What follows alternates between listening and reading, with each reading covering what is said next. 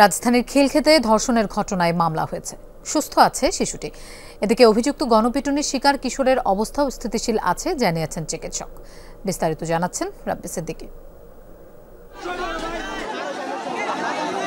মঙ্গলবার রাতে গণপিটুনির শিকার 15 বছর বয়সী কিশোর রবিউল। তার বিরুদ্ধে 5 বছরের শিশুকে ধর্ষণের অভিযোগ। অভিযুক্তকে থানায় নিয়ে যাওয়ার সময় খিলক্ষেত বাজার এলাকা ঘেরাও করে এলাকাবাসী। রবিউলকে মারধরের পাশাপাশি ভাঙচুর চালানো হয় পুলিশের গাড়িতে। পরে সেনাবাহিনী পৌঁছে পরিস্থিতি নিয়ন্ত্রণে আনে। রাতেই ঢাকা মেডিকেল কলেজ হাসপাতালে ভর্তি করা হয় দুজনকে। ওয়ান স্টপ ক্রাইসিস সেন্টারের চিকিৎসক জানান, মেয়েটির শারীরিক অবস্থা ভালো।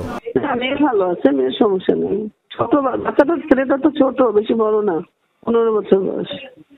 এদিকে গুরুতর আহত কিশোরের দাবি, সন্দেহের বশেই গণপিটুনি হয়েছে তাকে। চিকিৎসক জানান, শঙ্কামুক্ত না হলেও তার শারীরিক অবস্থা স্থিতিশীল। আজকের যে কন্ডিশন সেটা তার শারীরিক অবস্থায় স্থিতিশীল আছে।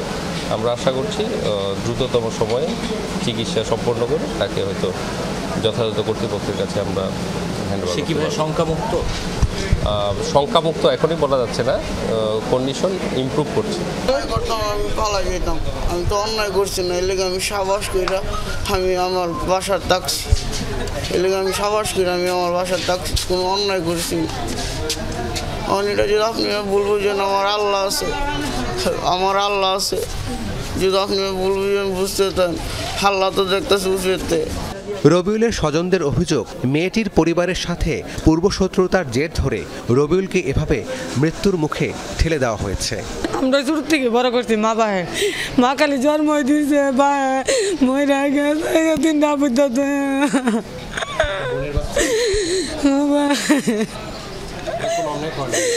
আমার বাবা অন্যায় করতো না গো, আমার ইমন বাবা না গো।